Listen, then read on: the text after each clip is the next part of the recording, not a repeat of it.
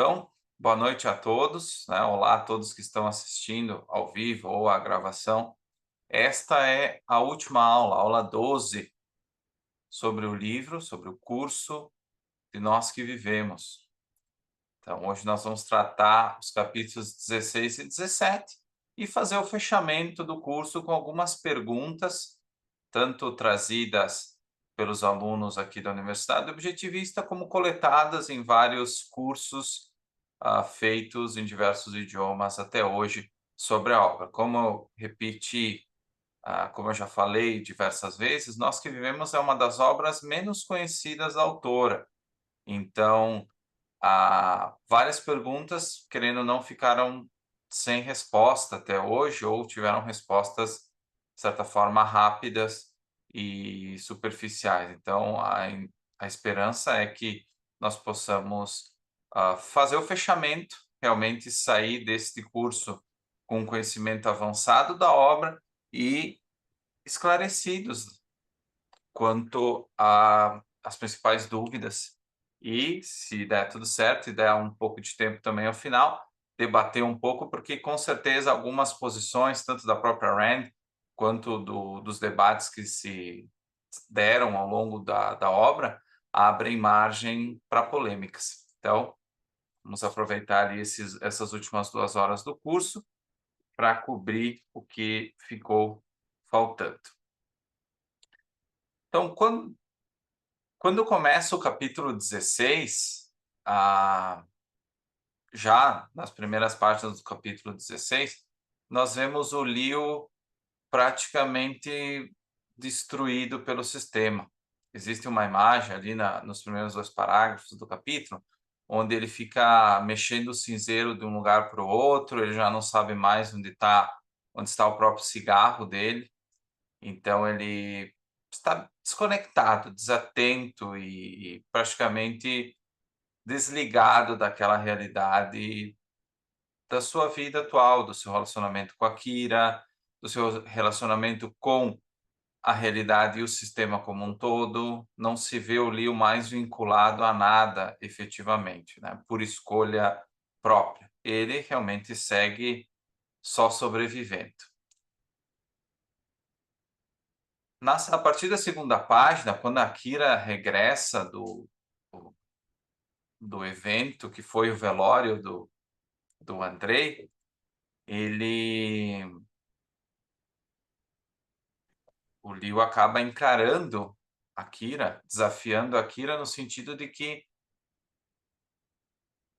poucos minutos antes o Serov tinha também na volta do velório, o Serov tinha passado aí e tinha contado o que realmente tinha acontecido entre o Andrei e a Kira. Então quando a Kira chega em casa, ele encara ela e ele acaba inclusive chamando ela vulgarmente de putinha, justamente por ela ter sido infiel a ele. Mas assim, fora a discussão como um todo, que era esperada, né, frente a essa revelação, cedo ou tarde ele iria descobrir, se não pelo Serov, como pela própria Kira, né, como ele reage a isso, né? Como ele reage? Ele pergunta para Kira se ela realmente tinha sido amante dele, mas de certa forma ele fica ele fica tranquilo. O Leo ele se vê liberado das últimas, vamos dizer assim, as últimas amarras que ele tinha com a realidade, ou seja, com um sentimento real com a Kira. Ele extravasa o fim da ilusão que ele tinha com relação à figura da Kira, e que a Kira tentava, né, a partir das suas ações, defender a imagem que ela tentava passar para ele de uma pessoa fiel, de que faria tudo para salvar a vida dele, o que de fato ela fez, né, isso não pode ser contestado, mas a forma como ela fez e o que ela teve que fazer para salvar este valor, agora está sendo jogado na cara dela. E ele acaba descrevendo Ele disse que a notícia é a melhor que ele podia ter recebido desde o início da revolução, e que ele inclusive tinha brindado com Serov. Então ele estava sentindo um alívio de não ter mais, de não se cobrar mais a estar no nível que ele acreditava que a Kira estava, né, um nível mais elevado do que o dele, moralmente falando. Ele se sente vingado, já que o Andrei morreu, né, e, ao mesmo tempo, ele se liberta, ele se sente liberto do seu próprio ciúme e insegurança. Então, o alívio dele se dá em 3 níveis. Ele já não tem mais praticamente nenhum vínculo real com a Kira. Tudo que ainda ligava ele à Kira, seja qual for a natureza desse sentimento, agora terminou. Com essa revelação que o Serov tinha feito.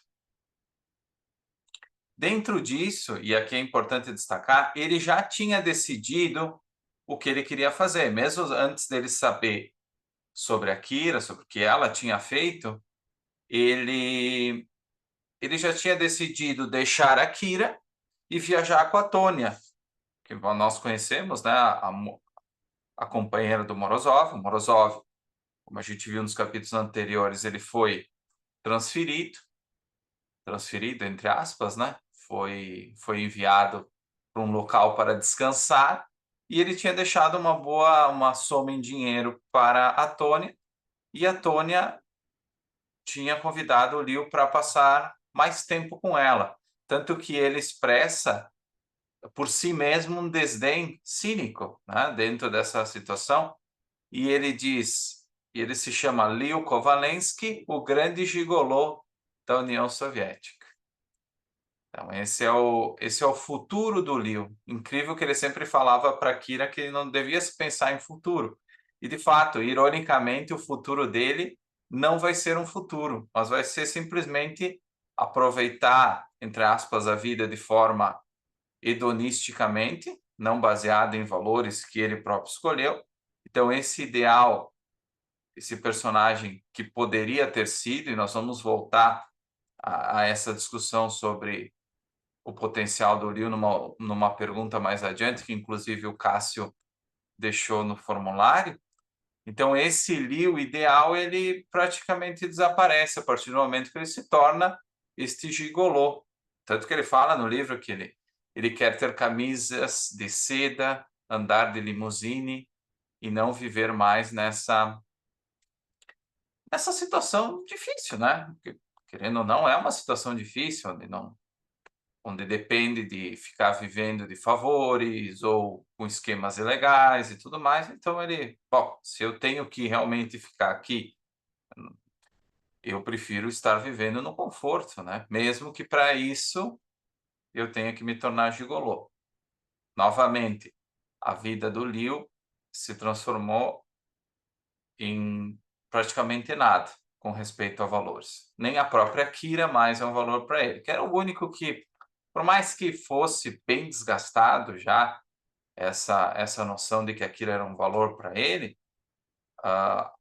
o diálogo que existe nesse capítulo do livro, justamente, mostra que ainda havia alguma coisa ali, mas agora já não existe mais. Frente a essa descoberta de que ele iria embora, a Kira percebe que, de fato, não foi a questão de ele ter descoberto a infidelidade dela que tinha levado ele a fugir a fugir não, a ir embora com a Tônia, né. Ela percebe que ela acaba encarando isso de uma forma, cai a ficha para ela de que ela já não era mais tão importante assim para ele. E quando ela sai de casa, porque frente a toda essa discussão e essas revelações, ela decide sair, ir embora. E ela fala uma frase que marca bastante esse desenlace, né, entre os dois heróis, do romance, quando ela diz assim: "Era eu contra 150 milhões de pessoas, eu perdi". Era eu contra 150 milhões de pessoas. O que que a Rand quer dizer aqui, o que que a Kira quer dizer aqui? Que na verdade a Kira é a única que não quebra ao longo da obra. Nós vamos ver no próximo capítulo, que é o último capítulo, mostra o desenlace do romance. A Kira até o final ela não se quebrou. Ela foi a única que não se quebrou. Então ela tinha tentado contra 150 milhões de pessoas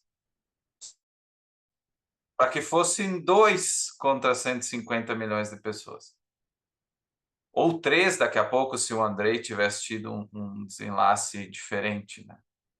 Mas infelizmente, a única pessoa que tinha se mantido firme do início ao fim do romance, do início ao fim dessa história, foi a Kira.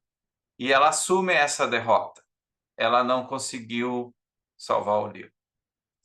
Essa é uma frase que marca muito e que depois acaba sendo confirmada no capítulo 17, quando ela tenta fugir. Então, logo depois disso, o Liu, alguns dias depois, ele vai até a Kira, até a casa dos pais da Kira, para se despedir. Ele tenta se desculpar, né, só que, claro, ele já tem sentimentos muito conflitantes, né, porque ele tinha deixado claro anteriormente, toda tudo tudo de realmente de complexo que estava passando na cabeça dele, ah, que envolvia não só o relacionamento com a Kira, como dentro de um contexto mais amplo da vida dele, de todos os valores que ele tinha perdido. E a despedida, ela não consegue fugir muito disso, né. Não existe mais uma grande demonstração de emoção como nós vimos ao longo do romance, né. Não existe mais isso entre eles. Então acaba sendo uma despedida muito padrão, né, se conversam rapidamente e depois cada um segue o seu caminho. O Liu vai vai embora e não se ouve mais falar dele, né. A partir dessa despedida, de fato, não volta mais a ser mencionado neste e no último capítulo do romance. Então a Kira, quando ela sai de casa, da da sua casa, dessa casa que tinha compartilhado com o Liu por tanto tempo, ela fica um tempo na casa da família, e quando ela volta para a casa da sua família, ela acaba tendo uma postura muito mais vaga, muito mais isolada, porque de fato aquelas pessoas que estão ali, por mais que fossem, seus familiares, ela não tinha mais nada a ver com essas pessoas, né.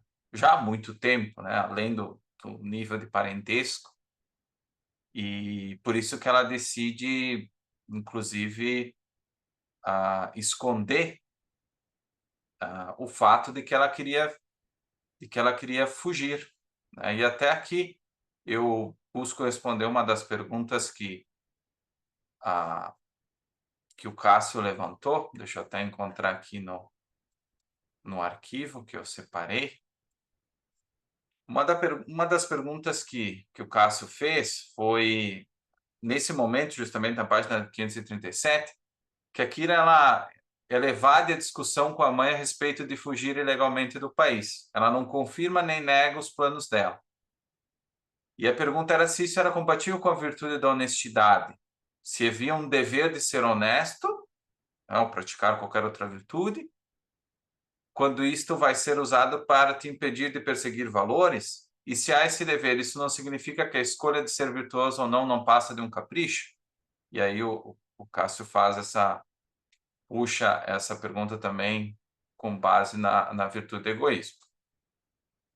Como o tempo é um pouco curto, nós não vamos poder refletir necessariamente as virtudes em si, mas analisando o caso específico, o contexto dessa discussão, da mãe, me parece que isso fica claro, a mãe da Kira, ela disse que ela faria de tudo, como ela já tinha falado antes, né, mas nesse capítulo especificamente, ela disse que ela faria tudo, ela tenta convencer a Kira de que ela já mais ou menos imagina o que que a Kira quer fazer, né, apesar da Kira não dizer isso, ah, diretamente, ela já imagina que a Kira está planejando alguma coisa, né, ela conhece a filha dela, querendo ou não. E a Kira acaba escondendo isso, eh, por quê? Na minha perspectiva, e aqui eu puxo um pouco do que a própria Rand falou, num contexto da sua relação com os seus pais, né, com qualquer pais, né, com quaisquer pais, né, dos nossos pais, dos pais do Cássio, enfim. Que o filho e uma filha, eles não devem tentar convencer os seus pais a mudar perspectivas e políticas ou pensamentos ou nada disso.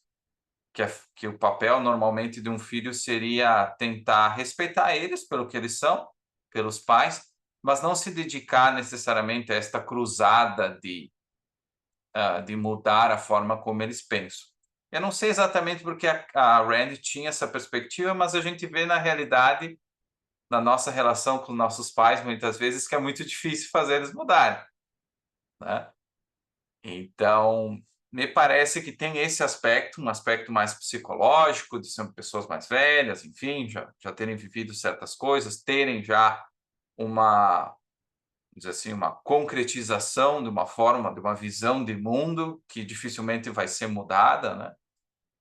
Se você colocar do lado da psicologia, você vai ver que dificilmente você encontra pessoas tão velhas, mais velhas, fazendo terapia ou tendo grandes mudanças, insights sobre as suas próprias vidas ou sobre sua compreensão de mundo, né.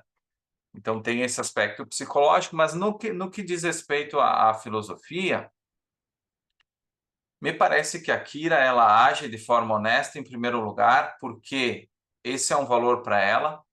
Ela entende que a mãe dela, não tem como ajudar ela nesse processo, ela poderia efetivamente ser, o impedimento a partir do momento que ela pudesse, daqui a pouco, através das suas conexões do partido,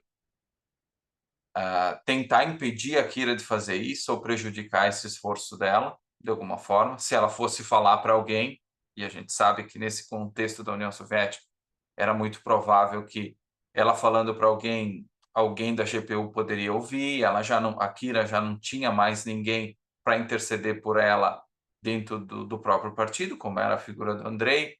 Então há esse aspecto, sim, que a mãe da Kira, estando tão,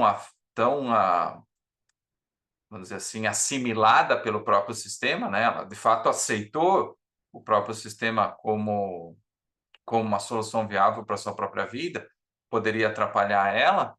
E, em segundo momento, me parece que a Kira, ela também quer evitar, tanto que quando ela sai de casa, quando ela foge nesse final desse capítulo 16, ela faz sem avisar ninguém. Então, por um lado, ela também busca evitar que a mãe dela passe por esse sofrimento, essa preocupação de ela fugir, né, de ela fugir sem, ah, eu digo, por isso que ela decide fugir, justamente para não expor a mãe dela a esse sofrimento. Tanto que depois, na própria obra, não existe mais referência à mãe dela, no sentido de que ela ficou preocupada com a fuga da Kira, nem nada. Simplesmente a Kira sai e isso ah, praticamente acaba com essa relação entre mãe e filho. Então, assim, me parece, respondendo à pergunta do Cássio, que esses são os motivos, que a Kira não fala, não busca, não é honesta, entre aspas, né, não é sincera com relação ao que ela busca fazer, mas me parece que por mais que ela não seja sincera com a mãe, ela continua sendo honesta aos valores dela, o que ela quer fazer, o que ela acha que é certo, como ela sempre fez ao longo do romance, não só agora. porque ela vê e ela está em busca de um valor que, no caso dessa pergunta específica, é ir para o estrangeiro, né, que volta muito àquela reflexão que nós fizemos anteriormente. Não sei, Cássio, se você tem algum algum comentário, qualquer coisa, senão a gente segue. Sem comentários, pode seguir, por favor. Ah, perfeito. Espero que eu tenha conseguido responder a pergunta a contento. Qualquer coisa, Respondeu depois nós sim. temos mais tempo.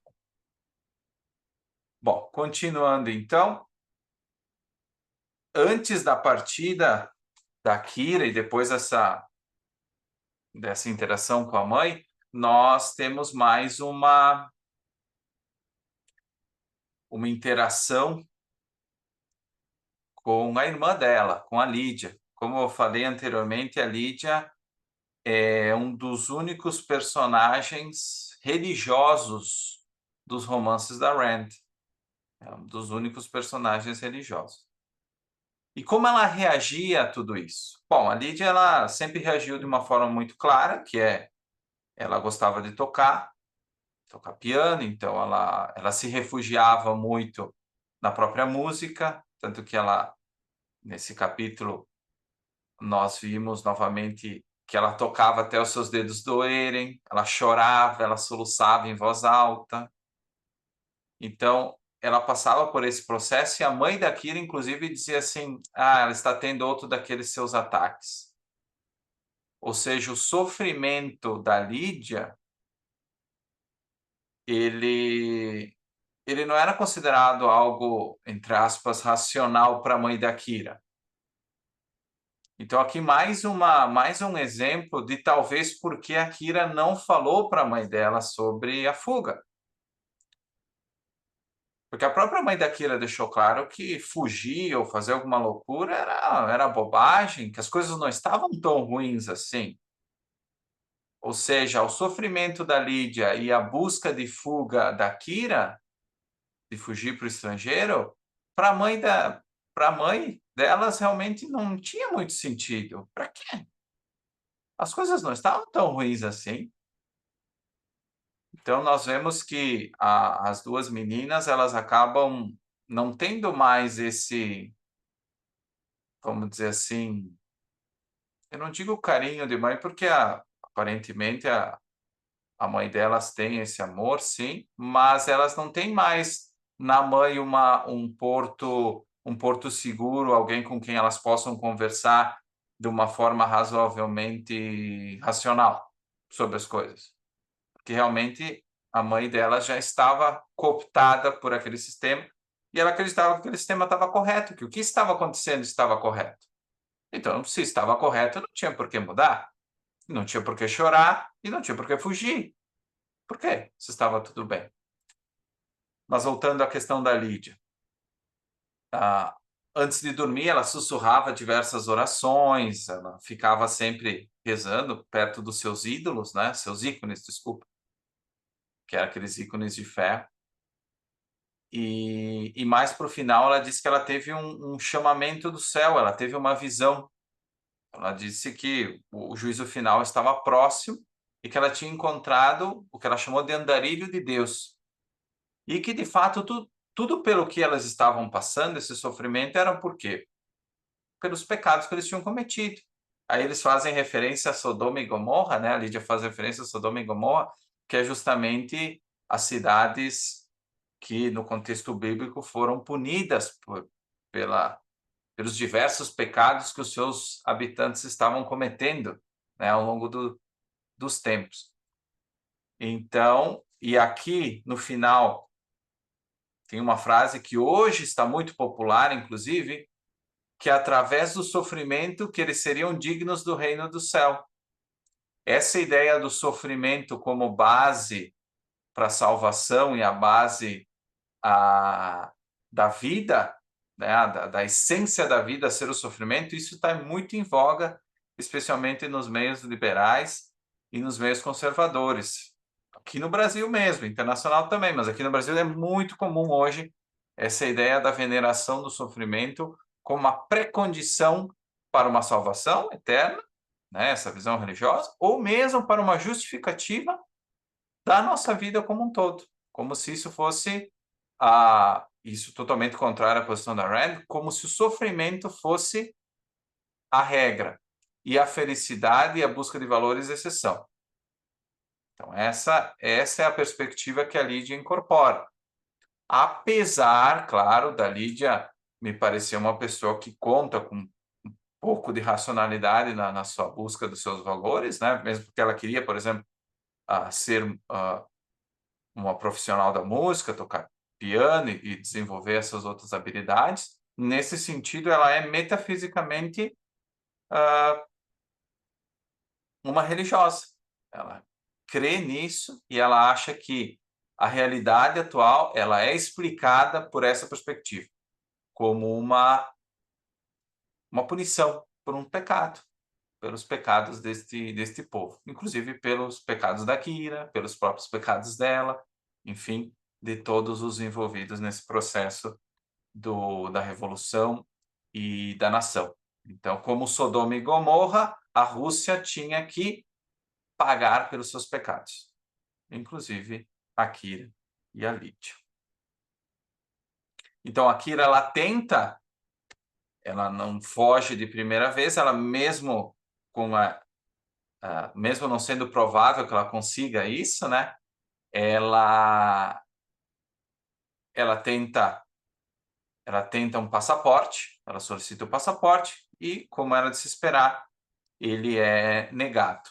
Então, ela acaba tendo que realmente se preparar. Ela vende as coisas que ela tinha ainda, os vestidos, inclusive ela manda refazer o vestido de noiva, né, para ficar de acordo com o que ela iria precisar, que ela tinha que ter roupas brancas para poder se camuflar na neve, então ela até transforma o vestido em um tipo de casaco branco, para que ela pudesse fazer essa travessia da fronteira e diminuir os riscos dela poder ser vista à distância. Então, no capítulo 16, a gente espera ainda que ela talvez possa se salvar, né? Ela está se preparando para esse processo de fuga. Então, esse é basicamente o capítulo 16. Eu queria ver se vocês têm algum comentário, alguma pergunta sobre ele. Ele não tem tanta carga, vamos dizer assim, filosófica, mas ele traz alguns insights legais ali que a gente consegue encaixar algumas perguntas. Então, fica aberto o microfone. Deixa eu ver. Cássio, você tem mais alguma pergunta com relação a esse capítulo? Podemos seguir.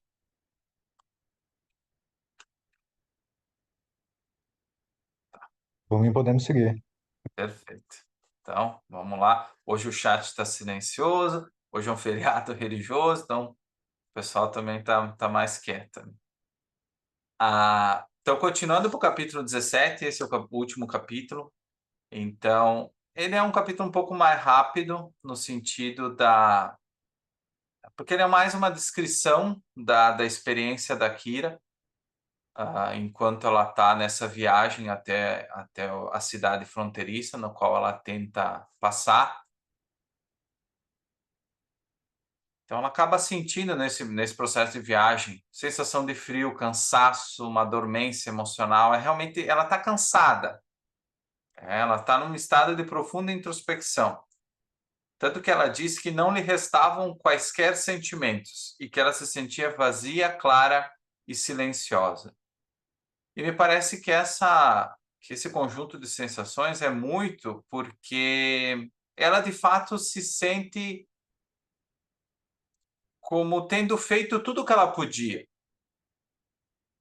dentro do que a situação ou o sistema permitiam.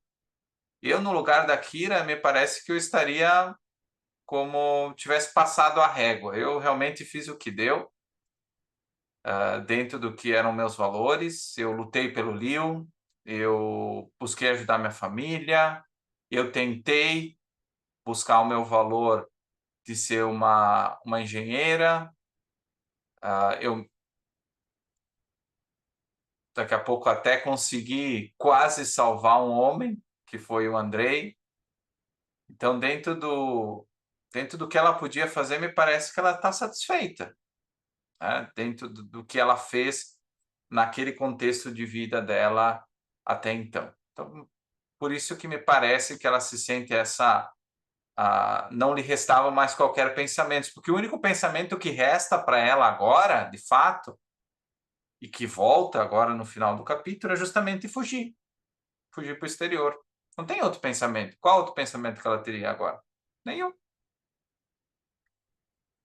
Então ela se aproxima da fronteira e qual que é a mentalidade dela, né, nesse momento? Ela está resoluta em alcançar esse objetivo. Tá? Então ela tem um instinto de sobrevivência muito forte. E ao longo do capítulo é muitas vezes repetido a frase: eu tenho que escapar, eu preciso escapar, eu tenho que caminhar, caminhar até onde conseguir. Quando vir um guarda, rasteje. Ou seja, essas são as orientações que aquela família que ela encontra ali antes de seguir para a fronteira diz para ela: bom, caminhe até onde conseguir. Não tem outra coisa para fazer. As regras são muito claras. Você tem que chegar até a fronteira. E o único empecilho é o clima, que é muito duro, né, na fronteira, e também esses seguranças, esses guardas da fronteira que vão tentar fazer o possível para não te deixar passar. É basicamente isso. É cruzar a fronteira. Esse é o objetivo dela. Então ela segue, ela começa esse processo e em que ela está pensando? Ela está muito alerta sobre o que está acontecendo, tá com as emoções controladas, está seguindo um ritmo cauteloso, né? E chega um momento quando ela é atingida, o guarda da fronteira aparece, percebe ela à distância e atira. Ele vê, inclusive ele diz para ela que é uma pequena ponta negra em seu ombro que brilhou claramente uma vez contra o céu. Então, quando ela vê o guarda, ela se abaixa, mas o guarda vê ela, ele não tem certeza do que é, e ele resolve atirar. Na cena em si, nós não conseguimos. Em primeiro momento, não fica claro se ela foi atingida de fato no momento do tiro. Parece que ele deu um tiro, mas a gente não sabe se ele atingiu de fato a Kira. Tanto que ele não vai lá verificar. Não aparece nenhuma descrição dele indo lá ver se ela realmente foi atingida. Ele atira das costas e vai embora. E depois, logo depois, a gente entende que ele acertou, né? Infelizmente, ele acertou aqui. Deste capítulo, a questão do guarda foi uma pergunta que foi feita à própria Rand, porque o editor do livro, ele queria tirar essa parte. Ele queria justamente tirar a parte do tiro da Kira, porque ele achava que não que isso não tinha muito sentido, né, em deixar isso. E tanto que a própria Rand ela faz uma descrição muito grande desse Ivan Ivanov, esse guarda fronteiriço. Ela destaca algumas páginas para falar sobre como ele tinha começado e tudo mais. Mas então qual que é o significado disso? Por que a Rand ela gasta páginas para falar deste personagem Ivan Ivanov? Tá? E como eu comentei, o editor queria tirar. Então, o que a Rand responde? Ela responde assim: esta passagem ela contém, em poucas páginas, toda a ideia e o propósito do romance. Depois que o leitor viu Kira, aprendeu a quão rara, preciosa e insubstituível ela é. E aí, frente a isso, a Rand ela dá ao leitor a imagem do homem que matou Kira, da vida que tirou a vida dela. E esse soldado, o que a Rand quis com ele? Ele é um simples, um símbolo, um representante típico do mediano, do entediante, do inútil, do banal, das massas que mataram o melhor que há nesta terra. Então, o cidadão Ivan Ivanov é a União Soviética. É a personificação da União Soviética. E essa União Soviética, esse Ivan Ivanov, que para Rand representava, como eu falei, o inútil, o banal, as massas, ele mata Kira. Eu também, a primeira vez que li, no processo, até no próprio processo de tradução, eu não entendi em primeiro momento por que ela gastava tanto tempo com esse personagem. E então, no final, aqui na preparação da aula também, ficou mais claro para mim. Ele representa justamente o pior, o mais comum, o nada heróico, né? Dentro do contexto da obra. Ele é o representante do que é a União Soviética. Então, dentro disso, até o final da obra, ela não existe muitas coisas. Até separei algumas perguntas aqui, respondi para vocês terem o contexto, né? Depois da aula, para vocês fazerem a revisão. Mas, basicamente, depois que ela recebe o tiro, não acontece muita coisa, né? A parte mais importante do final, ela de fato morre, né? Ela vai morrendo aos poucos, né? Até chegar o momento da hipotermia. E o que marca, então, o final do livro é a Rand dizendo que a Kira ela morre sorrindo para tantas coisas que teriam sido possíveis, né? Então ela morre sorrindo porque ela se sente como um bom soldado, lembram? Lembram que ela disse: Kira, você é um bom soldado. Ela morre como um bom soldado. Ela triunfa no final. Aí você pode dizer, mas como ela triunfa? Ela morreu. Como assim ela triunfa? Ela morreu, sim, mas ela morreu com os seus princípios e os seus valores intactos. Então, a União Soviética não tirou a essência de quem era Kira. Não conseguiu tirar.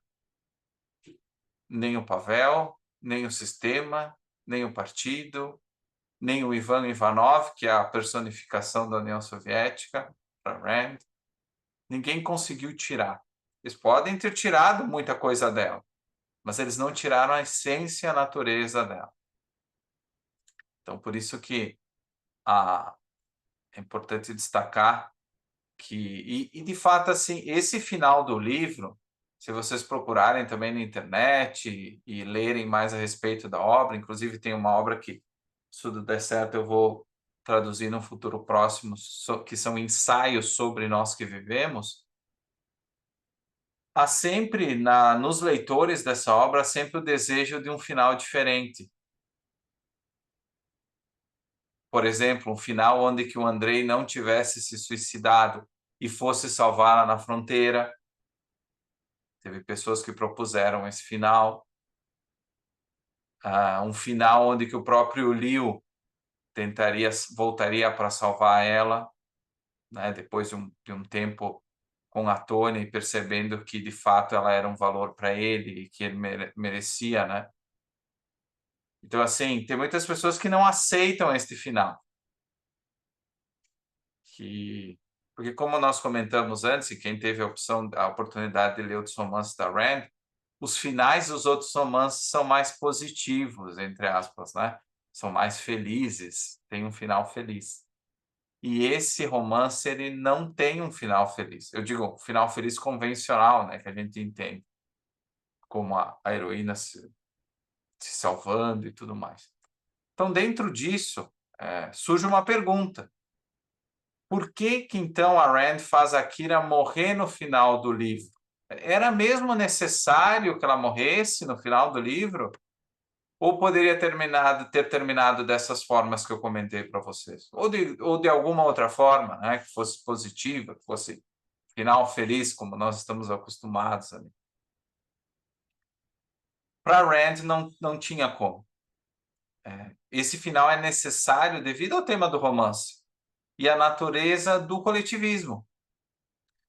O coletivismo mata.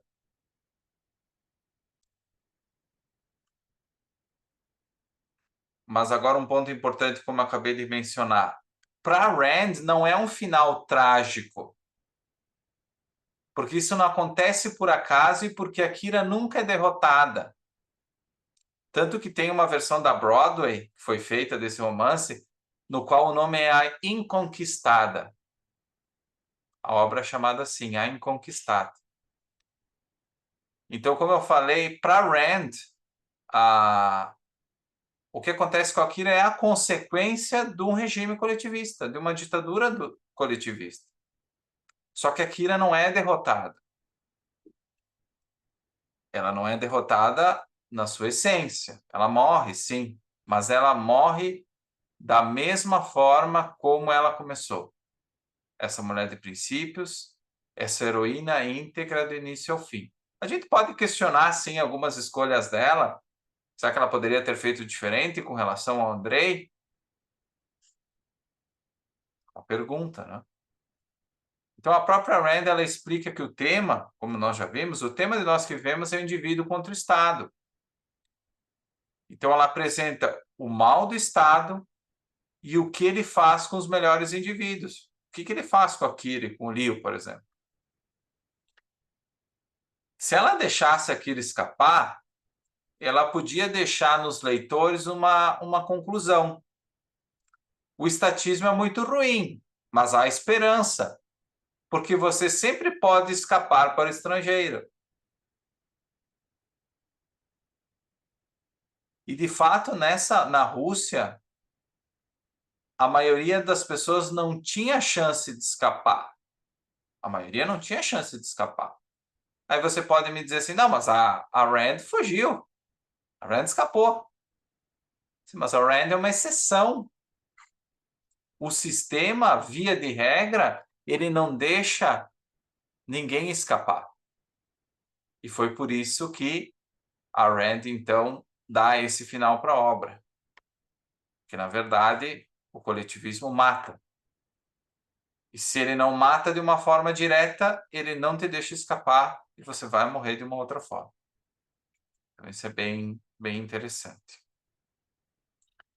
Outra pergunta que também é polêmica desde o início da obra, nós temos diversos momentos do Leo. E muita gente acha que o Leo, ele já desistiu lá no início do romance. Quando ele encontra aquilo, ele já desistiu. Outros acham que o Leo ele desiste quando ele volta que ele desiste mesmo quando ele volta do tratamento. Que ele passa ali, que a Kira consegue o dinheiro, se prostituindo para o Andrei. Então, eles acham que quando o Leo volta, daí sim, aí ele acabou.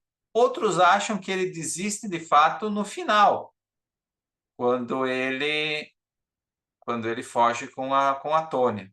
Então, assim, a Rand, ela não há, pelo menos que eu saiba, não há uma posição da Rand dizendo, não, eu pensei o Leo assim e ele desistiu aqui. E aqui, no resto da obra, então, ele só foi piorando, mas aqui que foi o ponto central. Que eu saiba, não existe essa reflexão necessariamente. Mas ela explica um pouco o porquê o Leo desiste. Então, por que ele desiste? Alguns aspectos, né? Porque a sociedade em que ele vive não tem lugar para ele. Então, uma pessoa como o Leo, ele não tem como se desenvolver na sociedade, de fato.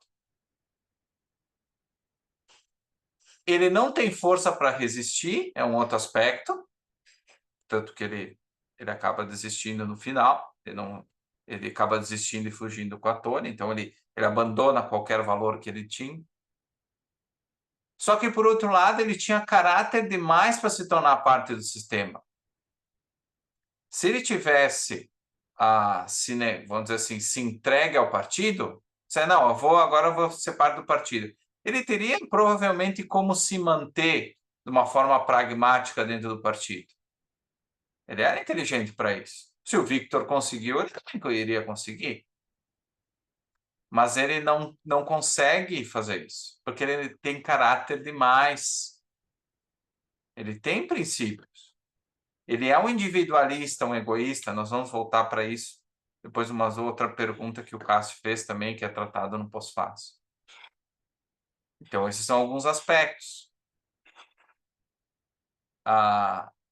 E por que as portas estão fechadas para ele nessa sociedade? Por causa da origem dele. Como a gente viu, a origem, né, a sua família, o seu passado, era um aspecto fundamental para o seu futuro, ou para o que iria acontecer contigo. Então, teoricamente, se você era de uma classe trabalhadora, seria um pouco mais fácil. Já se você vinha de uma origem aristocrática, muito mais difícil. Além disso, ele não consegue ser membro do partido. Ele nem tenta, mas mesmo que ele quisesse, ele, por uma determinada forma, ele não conseguiria, porque ele é muito independente para isso. Então, ele, de certa forma, ele incorpora a virtude da independência que a Rand fala. Então, ele, mesmo que quisesse, eu digo, mesmo que ele tivesse a oportunidade, ele não conseguiria ser membro do partido. E aqui retoma também aquela questão do caráter que eu falei agora há pouco. Então, o que sobra para ele? Se envolver em negócios ilegais, que tem pouca chance de sucesso, né, no longo prazo, como a gente viu. E ele acaba, de fato, se afundando. Ele acaba se afundando no desespero. Ele desiste de qualquer esperança e plano para o futuro. E ele se autodestrói com os comportamentos dele. De fato, ele vai se autodestruindo. Tanto que quando ele some, ele está destruído. A partir do momento que ele vai embora com a Tônia, ali ele está destruído. De fato. E claro, a Rand entende que a Rand defende o livre-arbítrio. Então, ninguém aparece, na obra não aparece ninguém dizendo para o Liu para ele desistir. Ninguém vem ameaçar ele. Agora chega, hein, Liu? Chega de valores, chega de se esforçar. Acabou. Ele faz uma escolha. Ele não aguenta. Ele não consegue se manter psicologicamente forte para conseguir viver numa ditadura totalitária. Ele não aguenta. Então, essas são algumas explicações para ele desistir. Isso justifica ele ter desistido? Essa é uma pergunta que vai ficar com vocês. Eu entendo porque ele desistiu. Porque nós podemos ver, claro, isso em outro contexto, em outro regime, muitas pessoas ao longo do tempo desistem, como o Liu desistiu. E não tem um sistema político por trás, né? Mas, será que nós podemos julgar o Liu? Não sei. Será que nós faríamos diferente? Será que nós aguentaríamos, como a Kira? Não sei, nunca vamos ter resposta para isso, provavelmente. Agora, nós podemos fazer a escolha de não desistir. Nós podemos ser a Kira. Nós podemos ser heróis. Então, esse é o único caminho que nos resta. Os outros dois caminhos nós já vimos, né? Que é o caminho do Liu, que desiste, ou o caminho do Andrei, que se suicida. Os dois, de certa forma, desistem, né? Cada um da sua maneira. Como nós vimos no pós-fácil, eles desistem. Voltando aqui para as perguntas. E essa retoma muito uma coisa que nós já discutimos, mas a Rand acreditava que o coletivismo era uma ideia nobre que foi traída por líderes ávidos por poder? acreditava nisso. O problema não era o ideal, o problema eram as pessoas, a implementação. Quem que acreditava nisso? Por grande parte do romance. Foi o Timoshenko, o Andrei. Eles acreditavam nisso. Tanto, e aqui fica uma crítica,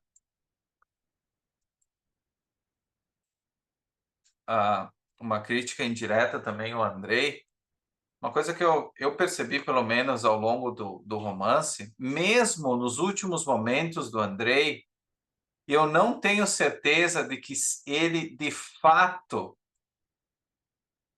achava que esse regime não podia ter dado certo.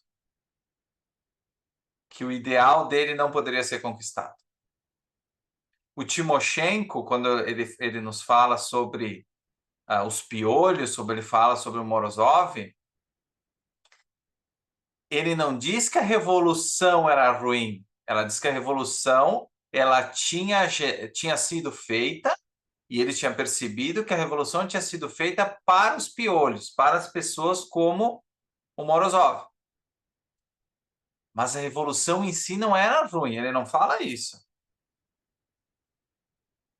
Ele fala que a revolução tinha sido feita para acabar com a tirania que tinha se instalado contra essas camadas mais pobres da população, daquele regime aristocrático anterior.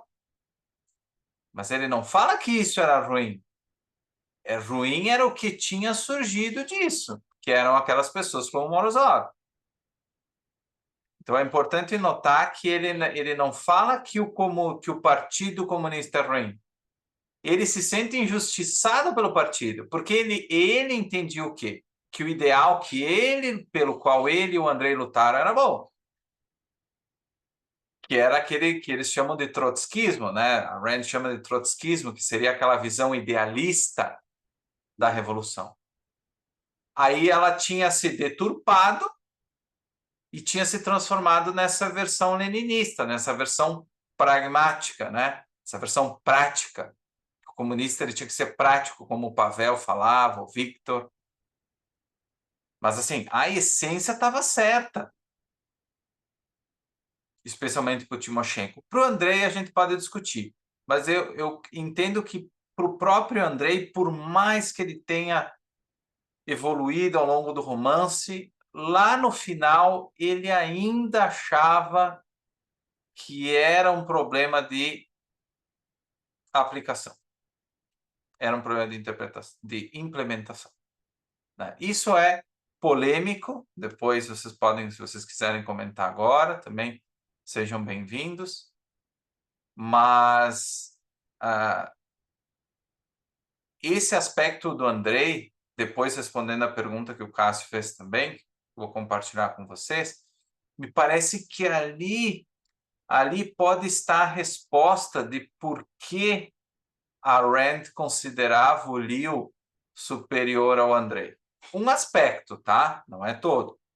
Mas parece que um aspecto da resposta reside ali. Mas vamos deixar esse spoiler para daqui a pouco. E só para responder, então, a pergunta, né? A Rand, não, como a Kira falou, ela odiava os ideais e as consequências. Não existia dicotomia entre teoria e prática. Uma teoria boa, que era o que o Andrei acreditava, e uma implementação ruim. Era ruim, os ideais eram ruins, a base filosófica desses ideais era ruim, e, por consequências também seriam ruins. Então, fica clara a resposta da Rand nesse aspecto. Então, como o tema do romance determina os destinos dos personagens principais? Então, como nós vimos antes, o coletivismo ele destrói o indivíduo. Então, o que acontece com cada um dos três? E eu procurei aqui resumir para vocês terem um insight um pouco mais prático. Depois, claro, isso pode ser extrapolado para análises específicas, né? Trazer exemplos, enfim.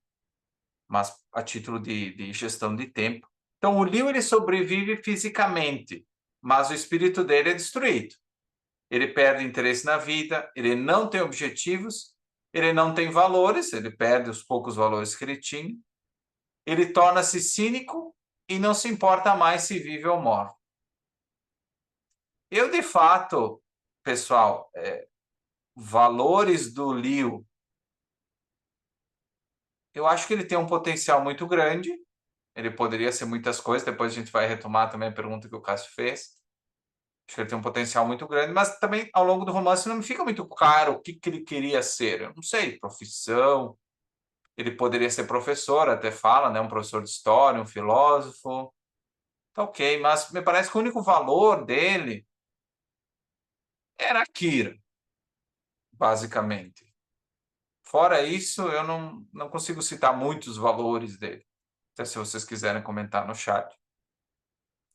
No caso do Andrei, o Andrei, ele é destruído fisicamente. O Leo sobrevive, foge com a Tônia. O Andrei é destruído fisicamente.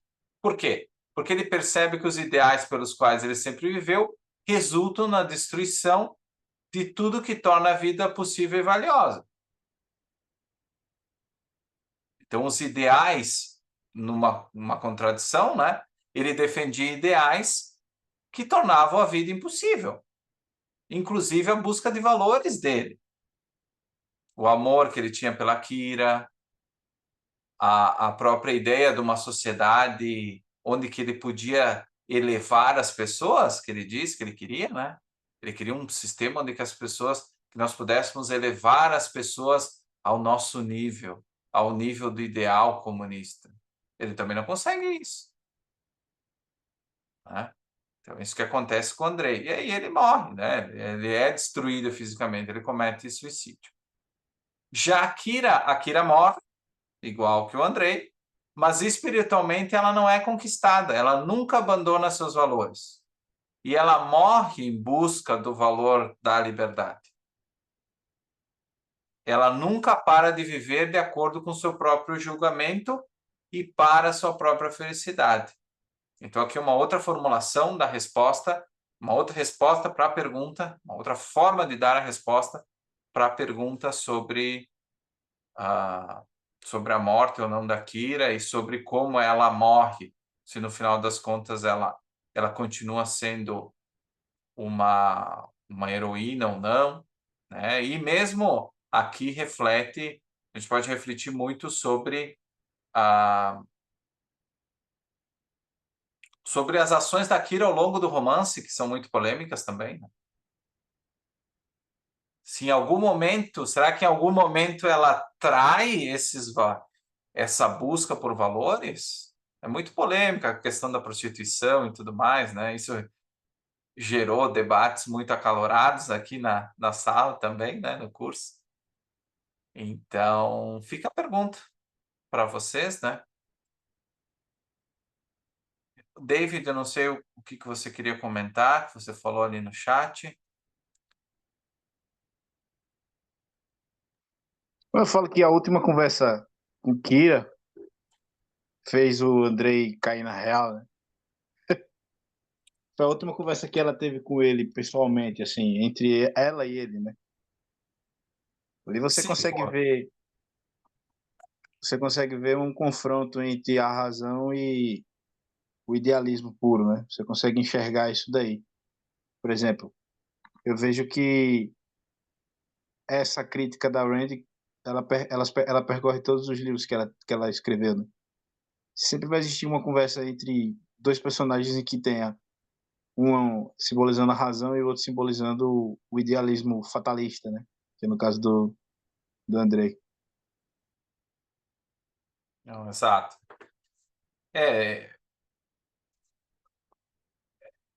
uma coisa que eu percebo é o seguinte, o Andrei, ele, nessa última conversa a que o David se refere,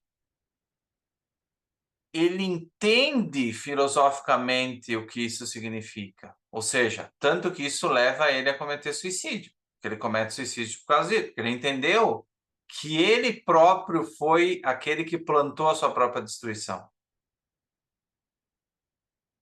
E, inclusive, tudo que a Kira fez e ele sofreu, ele foi o responsável por esse próprio destino que ele teve.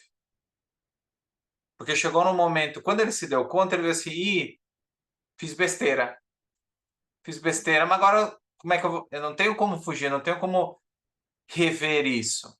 Agora é tarde demais. É tarde demais para mim. Ele não tinha mais o que fazer. Ele não tinha influência no partido, mesmo que ele quisesse mudar, não ia conseguir. Né? E para ele não vale mais a pena continuar vivendo, porque esse sistema, de fato, não diz respeito ao que ele tinha imaginado. E ele nunca poderia ficar com a Kira, por exemplo. Porque ele, de fato, matou essa possibilidade. Então, a única coisa que sobrou para ele é o suicídio.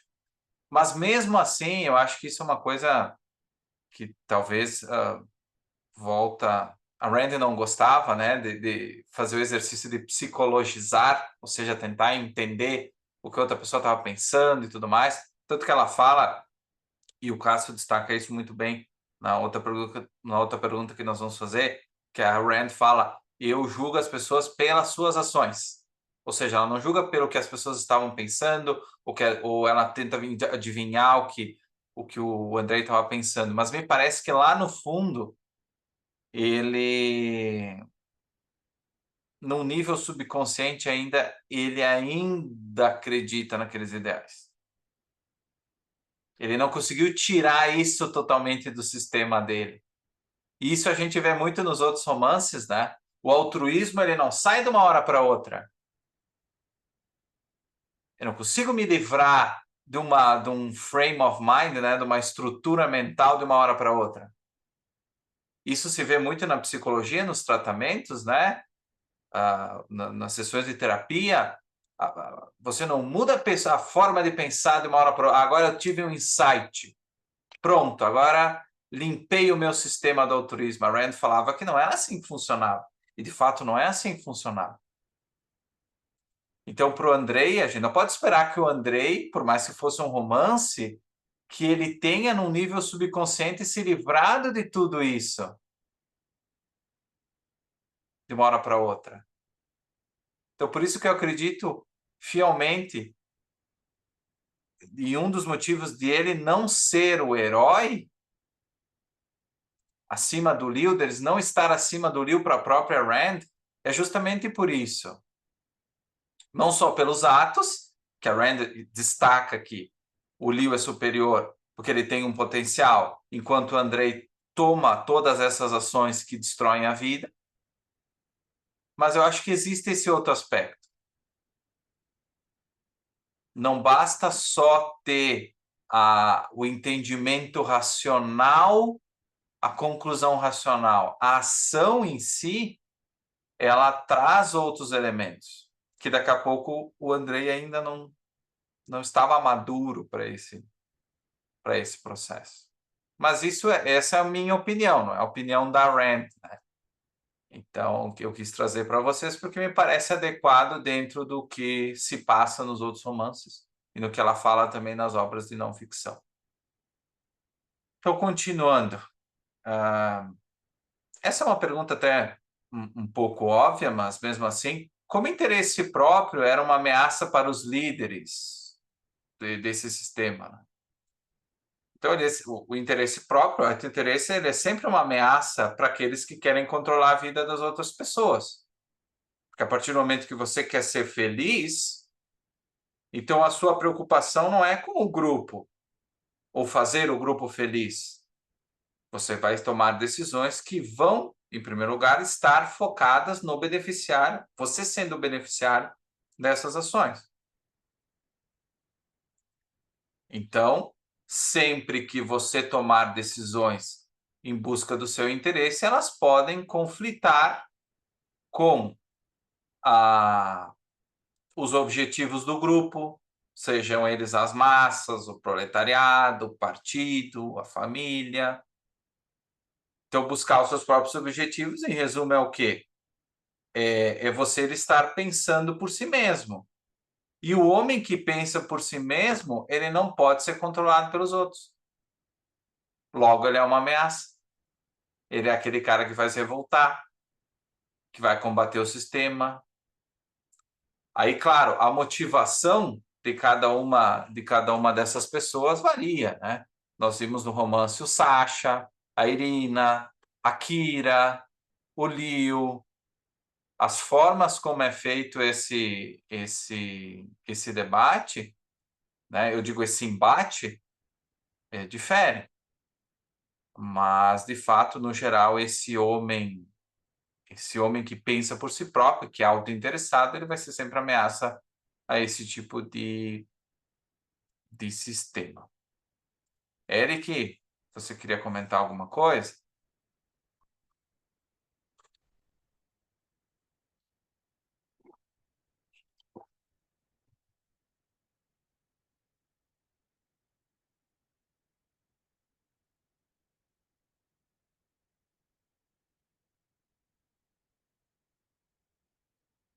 Perfeito. Uma outra pergunta que eu vou deixar, não vou tratar ela aqui agora, que diz respeito à fraternidade entre os homens, que eu quero que vocês leiam depois a resposta, né? Até para vocês baixarem o material, então não vou dar spoiler sobre a resposta para essa pergunta, então vocês podem consultar amanhã ali no material. Agora nós chegamos em uma das perguntas que o Cássio fez sobre a questão do Leo e do Andrei. Então vamos refletir um pouquinho sobre isso. Então, dando o contexto da página 561, a Rand ela fala que para julgar as pessoas por suas ações e que ela considerava o Leo superior ao Andrei. Então, existe uma pequena reflexão disso no pós-fácil. E aí, na página anterior, ela diz, é dito que o Leo é um vilão e o Andrei é um herói. Então, analisando as ações, ela fala que o Leo, apesar de ter o potencial de ser um Francisco d'Ancona, ele quebra muito cedo e passa a maior parte do livro agindo de formas que destroem valores. E, por outro lado, o Andrei, apesar de ter as premissas erradas, ele passa a maior parte do livro agindo com honestidade intelectual, buscando corrigir as suas premissas. E se esforçando com algum sucesso para conquistar valores. Então, de fato, a gente vê vamos dizer assim, o Leo está numa descendente nessa questão e o Andrei, aparentemente, ele está se conscientizando, ele está aprendendo com a Kira, ele está se dando conta. Na última conversa que o David comenta, antes do suicídio, ele parece ter uma integração muito boa do que ele tinha feito, ele consegue entender o que ele fez de errado, e ele leva isso e essa constatação leva ele a cometer o ato que nós sabemos qual foi.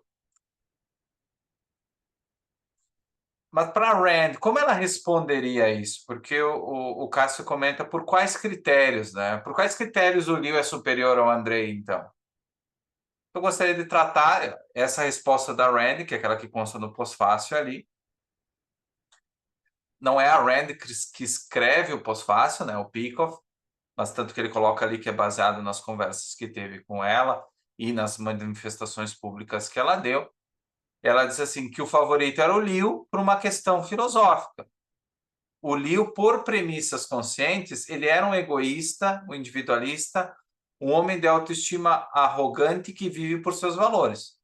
E, de fato, isso conscientemente. Ele, em todas as ações dele, vocês lembram quando falava do que despertava, do sentimento que ele despertava nas mulheres, da posição dele, inclusive prestes a ser preso pelo Andrei, ele nunca age de uma forma se vitimizando, no sentido de ele não sente medo, ele tem coragem.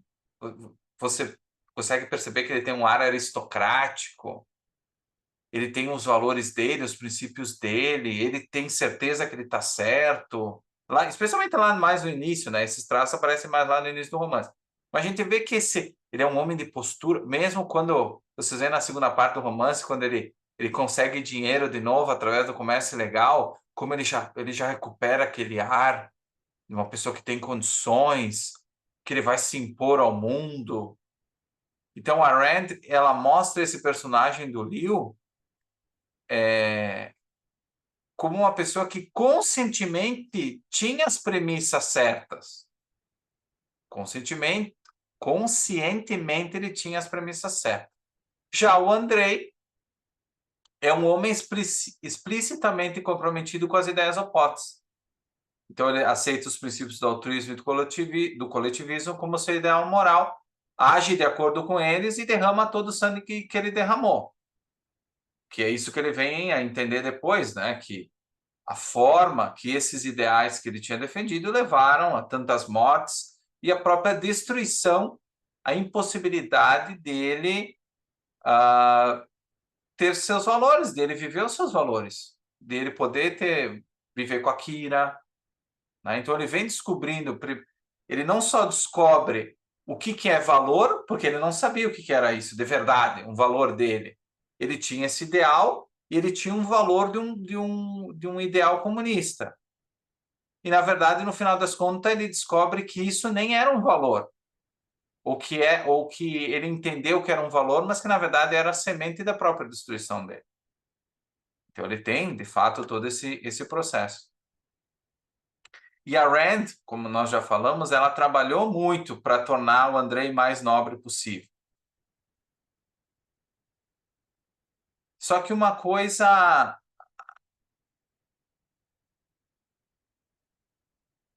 ela fala que a nobreza dele existe basicamente no nível subconsciente. Está em sua alma, nas suas premissas individualistas não identificadas, que conflitam com as suas ações e seu ponto de vista consciente. E aí ela fala, Ayn Rand julgava as pessoas, Peikoff fala, essencialmente por suas ações. E é justamente o que nós viemos comentando até agora. Da perspectiva da Rand, o Andrei ele tinha boa vontade, mas lá no fundo ele ainda era um altruísta coletivista. Ele não tinha se livrado, não tinha dado tempo para ele se livrar dessas premissas. Ou seja, conscientemente, refletindo, vamos dizer, de um ponto de vista mais filosófico, não, ele entendeu o que a Kira falou. Não, realmente, esse sistema tinha problema, gerou tudo isso. Eu fiz por merecer o sofrimento que você me impôs, porque eu acabei te destruindo, eu destruí os teus valores e ao mesmo tempo eu destruí os meus valores sem saber. No início, né? Depois ele entende que ele de fato foi culpado, ele aceita essa culpa por essa destruição de valores, mas lá no fundo ele ainda não teve tempo de mudar. Não deu tempo. Ele se matou antes. Então, essa é a perspectiva da Rand. Agora eu queria trazer algumas coisas, e essa é a minha reflexão. Né? Tem algumas coisas do que a Rand traz, mas eu busquei trazer um pouco da minha reflexão. Então, a Rand, ela acaba, ela traz no personagem do Leo, que inclusive é inspirado, como nós falamos, numa pessoa real, que tinha sido uma relação que ela teve com uma pessoa enquanto ela estava na Rússia, ela havia um potencial muito grande no Leo. Em um ambiente de liberdade, que o Cássio traz a questão do Francisco d'Ancona, o Leo, de fato, ele poderia ter sido um Francisco d'Ancona em outro ambiente. Ele poderia ter sido isso. Já nós não podemos falar a mesma coisa do Andrei. Vocês conseguem imaginar o Andrei sendo um Francisco d'Ancona com esse potencial? Na própria história fica claro quando ele pede para Kira, quando ele diz para Kira, por que nós não fugimos? Eu posso dizer que eu vou cumprir uma missão lá fora, no exterior, e aí você vem comigo como minha secretária. Mas isso não era um valor para ele. Tanto que ele diz assim, eu não sei direito o que eu vou fazer se acontecer, né? Eu posso talvez ser um agente soviético ali na Europa, depois a gente some, mas vocês entendem que ele não tinha um propósito no estrangeiro. Ele nunca falou ao longo do romance, não, agora que eu descobri o que são valores, eu vou querer fugir com a Kira lá para o estrangeiro. Ele nunca falou isso. Por quê? Porque ele não tinha valores, ele não tinha esse potencial de ser um livro. Então, a essência dele, como nós vimos na questão anterior, ele é um altruísta coletivista ainda na sua essência, mas, e além disso, ele não tem esse potencial do livro. Em nenhum momento esse potencial se revela. Ele não tinha profissão, ele não sabia o que ele queria fazer, mesmo que ele fugisse com aquilo, ele não fazia ideia do que queria fazer. Talvez o que ele seria um Ed Wheeler, se vocês conhecem a Revolta de Atlas. Talvez o Andrei ele seria um Ed Wheeler. Talvez um assistente de um herói, mas que não tinha lá muito contexto. Ele conseguiria, talvez, identificar o bom, né? Como o Ed consegue identificar isso na Dagny. Mas não muito mais que isso. Ele seria o homem comum. Ele seria o homem comum. Ele não seria o herói. Vocês percebem que ele é o herói nesse contexto restrito da União Soviética. Agora, no mundo aberto, vamos dizer assim, né, para puxar vamos dizer, um termo do mundo dos jogos, né, no mundo aberto, no mapa aberto, ele seria mais um personagem qualquer. Ele não seria o Liu. O Liu seria herói lá, no outro lugar também. Ele tem esse potencial. Agora, pensem sinceramente. Vocês imaginam o Andrei como herói da Revolta de Atlas? Sinceramente. Eu não consigo. Eu não consigo imaginar. Eu não consigo imaginar. Ele com esse papel de destaque que o Liu poderia ter. Então, talvez esse seja o motivo da Rand achar ver o Liu como superior ao Andrei. Novamente, esse é uma reflexão minha, não é uma coisa, pelo menos, que eu vi a Rand falando.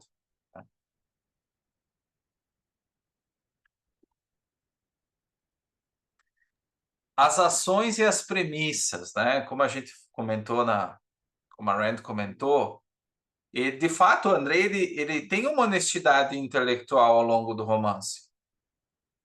E ele tenta corrigir as premissas ao longo da trajetória dele. Só que assim, as ações dele são baseadas numa ideologia incorreta. As grandes ações do Andrei,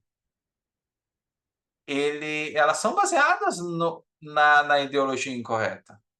As grandes ações do Andrei. Por mais que tivesse até inclusive o momento da prisão do Liu, elas são baseadas nas premissas do Partido Comunista. Ele está cumprindo aquilo ali, que ele sabe que é errado. Né? Ele está cumprindo esse papel. Ele cumpre o papel de agente da GPU até o final. Nós temos ele saindo, entre aspas, se desvincula. Ele nem chega a ser expurgado do partido. Ele não. Vocês percebem que mesmo no momento da morte ele continua vinculado ao partido. Até o último momento. Ele não pede para sair do partido. É interessante, né? O Timoshenko, por exemplo, ele tem uma reflexão bem bacana na crítica que ele faz ao Morozov, mas ele nunca pediu para sair do partido. Ele se sente injustiçado pelo partido. O partido não está... O partido é errado porque ele promoveu essas outras pessoas que não têm valor e tudo mais. Mas ele se sente injustiçado porque o que ele fez foi bom. Ele foi um bom soldado da frota do Báltico. Não podiam ser injusto com ele.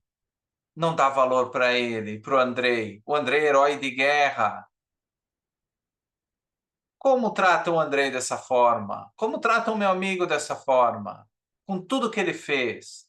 Percebam? Tudo que o Andrei fez pelo partido. Então, as grandes ações do Andrei ao longo do romance são ações para o partido. São ações baseadas nessa ideologia errada. Então a gente não pode esquecer que no contexto da vida do Andrei, ele causou muito mais dano do que benefício. Tanto para ele próprio, quanto por exemplo, para a Kira, para o sistema como um todo, para a Rússia. Ele foi profundamente deletério ao longo do romance. Então, se nós fôssemos colocar isso em porcentagens, vamos dizer que 95% da vida dele foi causando danos. E aí ele fez algumas coisas boas aqui e ali. Ele, sem saber, ele pagou pelo tratamento do Leo. Mas não foi ação dele, não foi, não, Kira, realmente tu ama o Leo? Tá, então toma aí o dinheiro. Não, ele não sabia. Então, mesmo que ele fez de bom, entre aspas, a maioria das coisas que ele, vamos dizer, coisas boas que ele fez, foi sem saber. Daí lá no final, que ele salva o Leo, aparece porque ele entende que o Leo é um valor para Kira, mas daí já é tarde demais, o Leo nem tá mais aí para nada. Então vocês percebem que, por isso que a Rand fala de julgar pelas ações. As ações, em grande parte do Andrei ao longo do romance, são ações negativas, baseadas na ideologia que a Rand achava incorreta, e que de fato era incorreta, não era só porque ela não gostava, né? Como aquela crítica que os editores fizeram, que ela não entendia, né? Não entendia o comunismo. Não era porque o comunismo era ruim, é porque ela não entendia. Ela não entendia. Então, esse é um aspecto, né?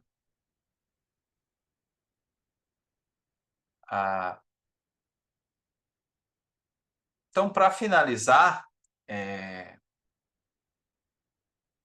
o Andrei, nós vemos, como foi destacado, esse conflito interno, que é efetivado por um lado, essa conscientização filosófica que cresce ao longo do romance, nesses diálogos que a gente percebe com a Kira, versus as ações dele.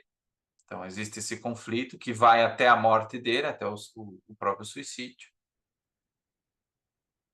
Então, por que o Leo é superior? Tentando juntar um pouco da Rand, o que a Rand falou. Porque ele tem o potencial de grandeza, que poderia ser realizado no ambiente em liberdade. O sistema, ele não aguenta a pressão do sistema totalitário, e aí ele quebra, né? Mas a gente mantém que ele teria potencial para ser algo melhor no ambiente de liberdade. E ele representa justamente a Rand coloca ele, querendo ou não, como uma vítima desse sistema opressor. Né? Apesar de todas as ações destrutivas que ele teve, o potencial dele sempre esteve lá. As premissas sempre estiveram lá. Só que, por N motivos, ele não conseguiu chegar ao seu potencial. Não só por causa do sistema, principalmente por causa da opressão do sistema, mas também porque ele, em algum momento, não conseguiu chegar no nível da Kira.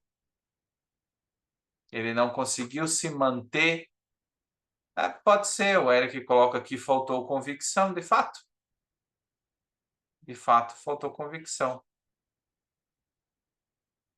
E, claro, outro aspecto interessante era isso.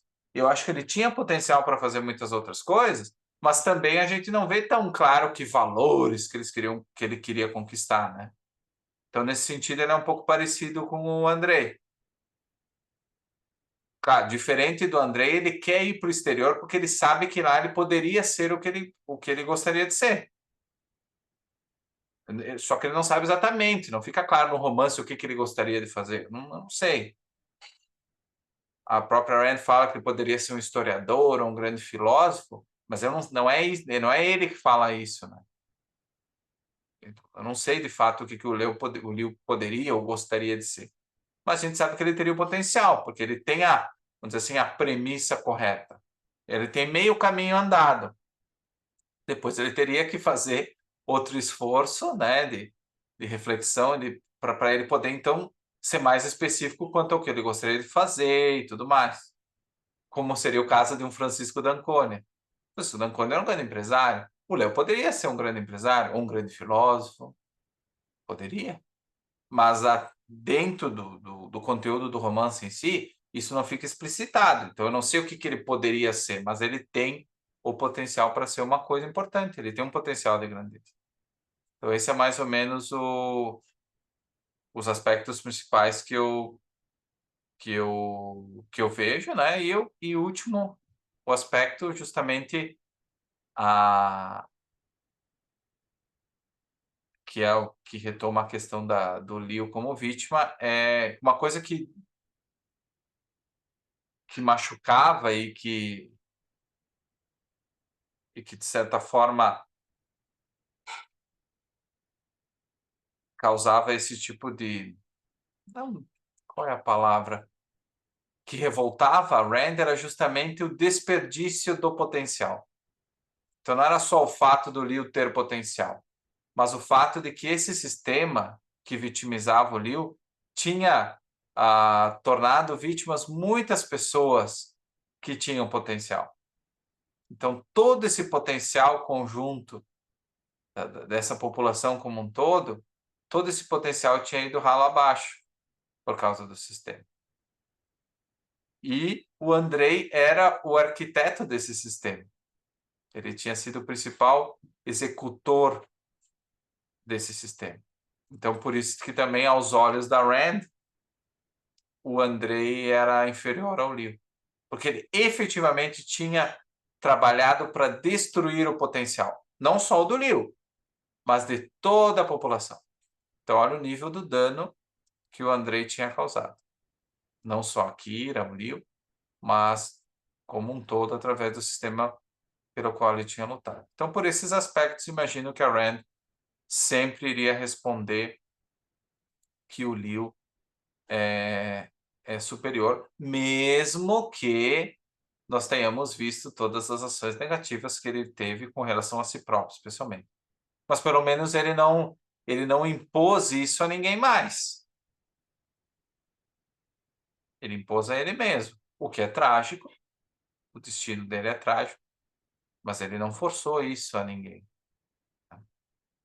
Então, se fosse num ambiente normal, num ambiente de liberdade, talvez ele tivesse se dado mal, se ferrado na vida, mas a Kira podia seguir o sonho dela, o Andrei podia seguir o sonho dele. Ele não estaria oprimindo ninguém. Então, também nesse aspecto, o Leo acaba sendo superior. Mas, claro, ele não é nenhum exemplo. Ele não é a Kira, está longe de ser a Kira. Longe. Mas ele também não é o Andrei. Então, me parece que ele é o meio termo, assim. É o cara que tinha potencial, mas não deu. Né? Seja pelo sistema, ou por esses outros aspectos, ele não conseguiu chegar lá. Então, até quase que eu comento aqui, eu leio de novo a pergunta que o Cássio tinha feito sobre, sobre a mãe da Kira, mas essa nós já falamos. Justamente o Eric coloca aqui, aquele que poderia ter sido. Exatamente. É importante aqui, antes de mudar a pergunta, pensar em quantas pessoas que a gente conhece poderiam ter sido e não vivem na União Soviética. Quantas pessoas poderiam ter sido? Então, fica mais uma lição do romance, para a gente não ser Liu. Não adianta a gente ter o potencial. Sim, é importante ter o potencial, é importante ter as premissas corretas, mas o mais importante do que só estar neste nível teórico é a gente conseguir realizar isso. Não adianta ficar só na teoria, porque a Rand propriamente não acreditava nessa dicotomia teoria e prática, né? É bom na teoria, mas na prática não vou fazer nada. Não vou fazer nada, vou continuar aqui sentado, não vou implementar meus projetos. Eu tenho projetos muito bons na minha cabeça, mas não vou fazer nada. Eu não vou ter coragem, não vou aplicar as premissas corretas, não vou estar disposto a fazer o esforço necessário, seja de pensamento, seja de ação. Então, o Liu não basta. Para Randy, o Liu não basta. Ela reconhece que ele tem potencial, mas é só isso. Aí a gente vai dizer, sim, mas é por causa do sistema. Sim, no contexto do romance é por causa do sistema. Mas a gente pode transladar isso para uma reflexão mais ampla. Então, é mesmo para pensar. O Ulisses coloca aqui uma mente brilhante, mas não profunda. Eu não sei se ele tinha uma mente brilhante, eu acho que ele tinha muita capacidade, mas... e não sei se a questão era de falta de profundidade tampouco. Eu acho que ele tinha profundidade suficiente. Mas, devido a essas outras questões, ele não conseguiu chegar no seu potencial. Aqui uma pergunta, a última pergunta para a gente fechar, pergunta que o Cássio fez aqui. Na página 418, a Irina diz que é algo que deveria ser compreendido por todos nós. Entretanto, ela mesma não sabe o que é. O que ela está querendo dizer com isso? Fechando com essa pergunta do Cássio, então. O que a Irina quer dizer com isso? Que ela não descobre o que é. E aqui, antes de responder a pergunta, é importante a gente notar que ela tem muitas coisas em comum com a Kira. Não é? É a personagem mulher mais próxima da Kira.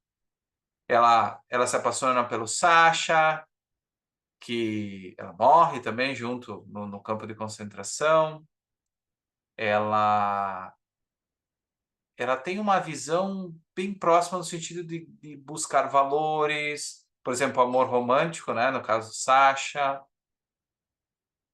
Ela sabe que aquilo que o Sasha defende, a liberdade, é um valor para ela também. Ela queria poder viver com o Sasha, ela até brinca com ele, né? Tem toda aquela parte do relacionamento, que é uma parte bonita, do romance. Só que aí vocês me perguntam, mas por que ela não é a Kira, então? Ela tá quase lá. Ela também ela sabe o valor do amor romântico, do valor do amor. No caso do Sasha, a Kira tem o Liu, ela tem o Sasha. Tá ok, check, né? Tá marcado. Ela tem essa... Ela pode ser uma Kira, mas ela não entende, que essa é a pergunta do Cássio. O que é esse algo? O que é esse algo?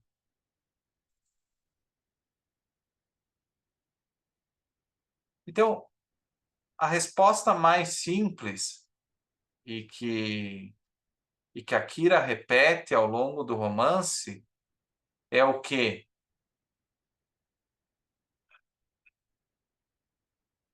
A Irina, ela não entende a sacralidade da vida. Ela entende que sim, é importante ter valores que ela possa chamar dela. O trabalho dela, fazer os desenhos que ela gosta, o amor. E ela diz assim: não, eu tenho que ter o direito. Eu tenho que ter o direito de ter isso que eu quero. Não pode ter um governo, que nem o Sasha falava, não pode ter um governo que vem aqui me dizer o que eu tenho que fazer. Que vai levar embora o meu marido, que vai me separar do meu marido, eu quero casar, quero ter uma família, quero fazer minhas coisas, não quero mais fazer os cartazinhos pro regime. Só que isso é uma consequência. Uma consequência do quê? O que ela não entende? Ela não entende a sacralidade da vida dela. E não é só ela que não entende. A maioria das pessoas não entende. A única que de fato entende e articula isso é a Kira. Então, essa é a resposta para a pergunta do Cássio. É isso que a Kira não entende. A sacralidade da vida dela. Por que ela tem direito a ter isso? A ter valores? Por que ela precisa ter valores? Por que ela busca valores? Ela busca valores, mas ela não sabe por quê. De verdade. Tanto que ela diz, eu não entendo que tem alguma coisa... Ela deve pensar assim, não, tem alguma coisa que a Kira entende, por isso que ela pergunta para a Kira. Porque ela olha para a Kira e diz assim, não, essa mulher, ela entende alguma coisa que eu não entendi.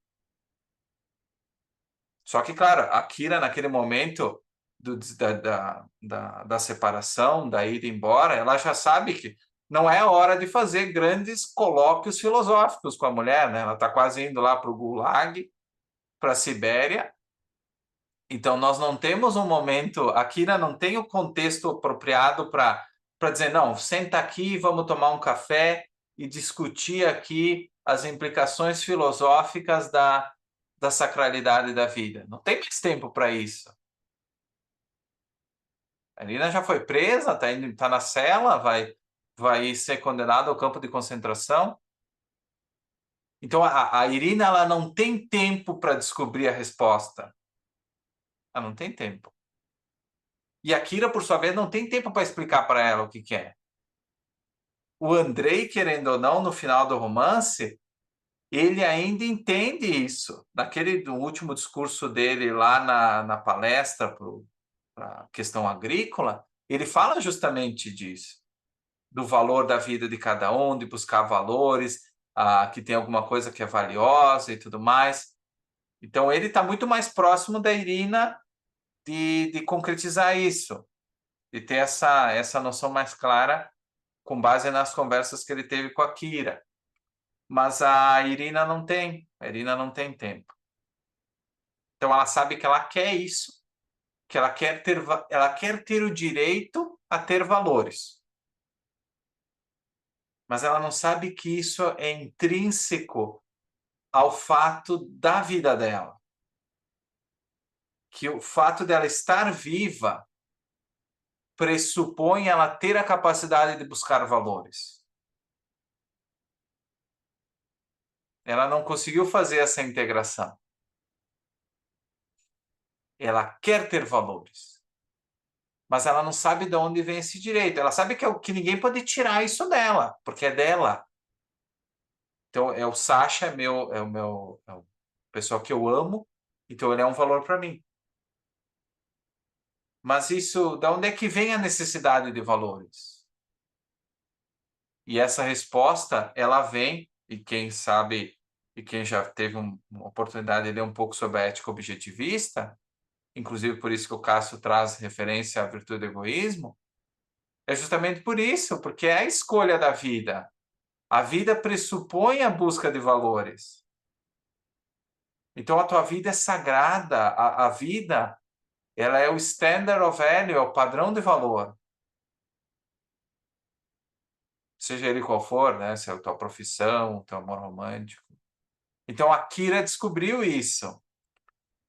A Irina não conseguiu. Ela estava no caminho, mas ela não conseguiu. Por isso que ela tentou pedir para a Kira. Mas aí a Kira, nesse aspecto...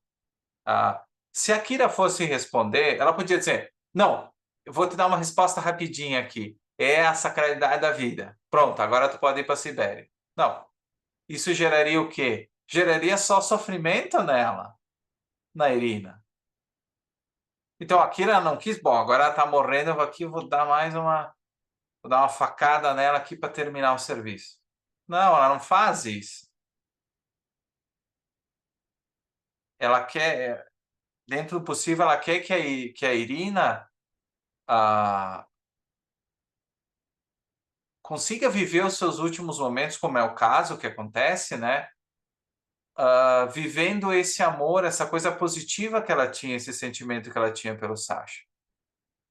Se a Kira forçasse isso, essa resposta, provavelmente a Irina viveria os seus últimos momentos sofrendo mais ainda do que ela estava sofrendo já naquele momento. Então, me parece que essa foi por isso que ela acaba morrendo com essa dúvida. A Irina não fica claro, né? Eu digo, não parece ela sendo morta, mas a gente supõe, né? Pressupõe pelo andar do trem, não da carruagem, mas pelo andar do trem, que esse é o destino da Irina. Mas é justamente isso, pessoal. Acho que essa pergunta do Cássio fecha muito bem o curso, no sentido de nós conseguirmos tirar de nós que vivemos esse ponto central, que é o que a Rand queria, que é a sacralidade da vida. E que disso vem a necessidade de valores. A nossa vida depende, em primeiro lugar, claro, a escolha de viver, né? Ou seja, o Andrei não consegue mais perseguir valores, nem o Timoshenko, nem ninguém que morreu. Né? Então, nós temos que entender essa escolha fundamental da ética, que é a escolha entre vida e morte, e a partir do momento que tu escolhe a vida, que o que torna a nossa vida de fato humana não é a sobrevivência biológica, ou seja, só bater o coração, ter as nossas necessidades, né, essas necessidades corporais, mas sim a busca de valores cada vez mais refinados. Ou seja, claro, o alimento é um valor. Se você se recorda lá da pirâmide de Maslow, né, que é tão popular. Então, nós temos um nível mais básico de valores e conforme nós vamos evoluindo na nossa vida, nós temos valores e buscamos valores cada vez mais complexos, mais refinados, mais integrados, que exigem mais esforço de pensamento, mais trabalho, mais renda, por que não? Né? Eu quero uma Ferrari, um valor para mim é uma Ferrari, por exemplo. Eu vou ter que trabalhar bastante, né? Vou ter que pensar bastante, vou ter que ser um grande empresário, enfim. Cada vez mais você, a partir do momento que você escolhe a vida, você tem a chance de chegar ao seu potencial. Então, por isso que a Rand, nesse romance, ela mostra o indivíduo contra o Estado. O Estado que não permite que você busque valores. Mas nós não temos a mesma desculpa do Leo. Por mais que o Brasil não seja o paraíso capitalista, né? Não. E nós sabemos dos problemas que existem hoje, nós temos o potencial de buscar valores, de sermos a melhor versão de nós mesmos. Nossa, tá parecendo aula de coach, mas não é. É de autoajuda, não é não. Nós temos esse potencial. Então fica e não é dever, tá? Eu não vou dizer assim, não, agora nosso dever é todo mundo ser um sucesso. Agora, não é dever. É uma escolha, é uma prática, né? Uma aula de coach que o David fala. Mas nós temos o potencial de chegar à nossa melhor versão. Só que dá trabalho.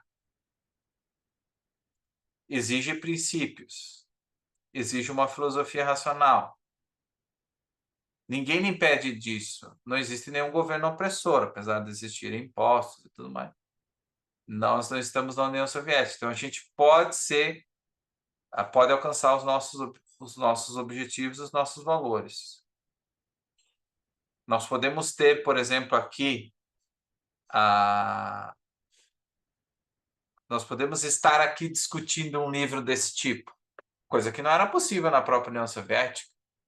Um livro como Nós que Vivemos jamais seria discutido publicamente no contexto da União Soviética. Nós podemos fazer isso aqui, nós estamos fazendo isso aqui. Então, imagina o nível de liberdade que nós temos com relação, por exemplo, em comparação ao Leo e tudo mais. Então, fica essa mensagem de Nós que Vivemos. Espero que vocês tenham gostado do curso. Também foi, como eu comentei lá no início, a minha experiência, minha primeira experiência como professor. Entendo que a escolha do romance foi muito boa. Acho que começar para Nós que Vivemos realmente foi, tendo em vista as outras opções, foi a melhor escolha. Não só por ser o primeiro em si, né, até por uma ordem cronológica, mas por ele trazer reflexões filosóficas pontuais que vão servir de base agora para os próximos romances que nós vamos tratar. E agora, o próximo romance vai ser A Revolta de Atlas, que aí já é o oposto de Nós que Vivemos, no sentido, é o último, é a obra definitiva. Nos próximos anos nós vamos falar, próximo ano, se der tudo certo, nós vamos trabalhar a Nascente e Cântico, né?